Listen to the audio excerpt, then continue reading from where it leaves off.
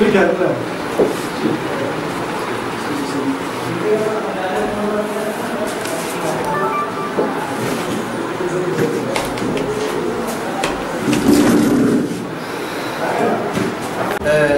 BJP এবং IPFT যৌথ general হোক এডিসি হোক আমরা যৌথই আমরা প্রচারে এগিয়ে যাব।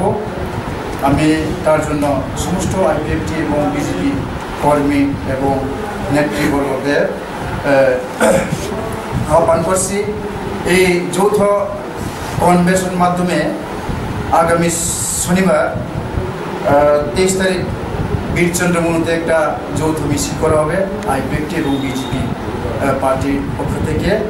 আমরা সবাই বিজেপি এবং আইপিএফটি মিলে আমরা মনোবলে মিছিল সংগঠিত করব।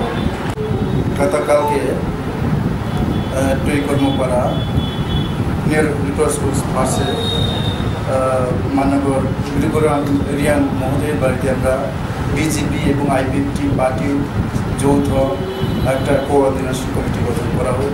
কমিটিতে বিজেপির পক্ষে 10 জন এবং আইপিএফটির পক্ষে 6 জন আমরা কমিটিটি নিয়েছি। কমিটির চেয়ারপারসন হচ্ছে আমাদের শহীদের শান্তিবাজার বিজেপি মন্ডল কমিটির প্রেসিডেন্ট চেয়ারপারসন এবং অ্যাসিস্ট্যান্ট চেয়ারপারসন আইপিএফটির পার্টি কনভেনার মানিক রিয়ান এবং বাকিরা হলো সদস্য। আগামী দিনে 37 শান্তিবাজারে সাংগঠনিক এবং প্রচার এবং সমস্ত আমাদের যে উন্নয়নমূলক সমস্ত আমরা এই কমিটির দ্বারা দেখব। আগামী দিনে এলাকাতে শান্তি সম্প্রীতি এবং যাতে আমরা রাখতে পারি। 34 বছরে যে আমরা অশান্তি ছিলাম এই অশান্তি মুখ থেকে আমরা যাতে শান্তিতে বসবাস করতে পারি, শান্তিতে খেতে পারি, শান্তিতে অফিস করতে পারি, শান্তিতে আমরা যেতে পারি, থাকতে পারি, এটাই আমরা আশা করছি।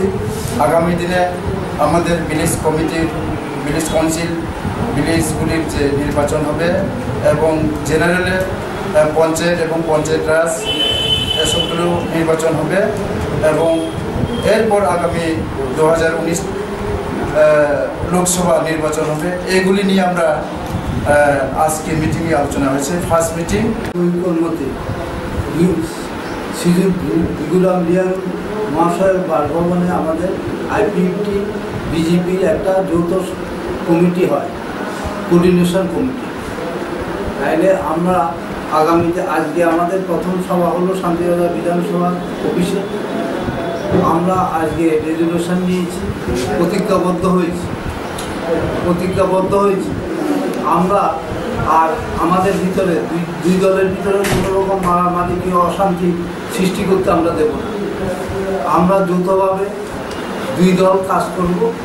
আগামী দিন বিশেষত পার্লামেন্ট ইলেকশন, পৌরসভা ইলেকশন, গাঁও পঞ্চায়েত ইলেকশনগুলিতে আমরা যৌথভাবে কাজ করে ত্রিপুরা রাজ্যে বিশেষত 36 শান্তিবাজার বিধানসভায় আমরা পার্টিকে এগিয়ে নিয়ে যাব।